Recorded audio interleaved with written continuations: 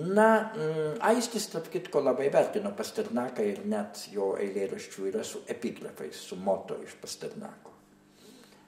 Na,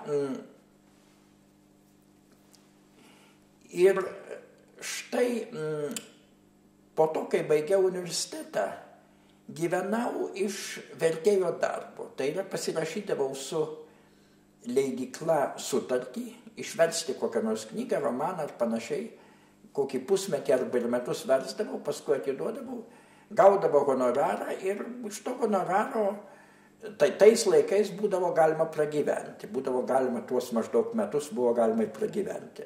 Ne prabangiai, ne prašmatniai, bet tada prabangiai ir prašmatniai beveik niekas Lietuvoje negyveno. O taip kaip visi buvo galima gyventi. Ir taip aš gyvenau, jokios tarnybos neturėjau. Bet tada sugalvojau savotišką dalyką ir labai rizikingą.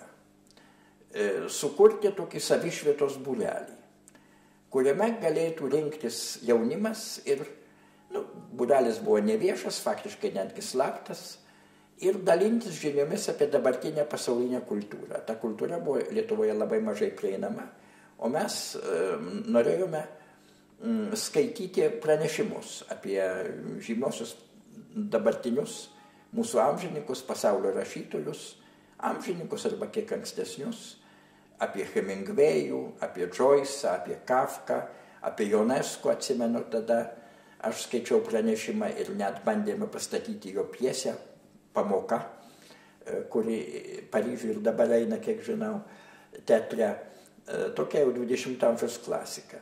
Taip pat apie to laikotarpio muzikus, apie architektus, apie teatro veikėjus. Ir taip mūsų buvo ar ne 10 jaunuolių, ir toks būrelis, kurie rinkdavosi privačiam bute ir vienas kitam skaitydavo pranešimus.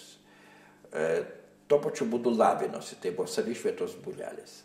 Žinoma, tokie dalykai buvo draudžiami. Tuo labiau, kad mes studijavom autorius, menininkus, apie kuriuos buvo vengiama kalbėti.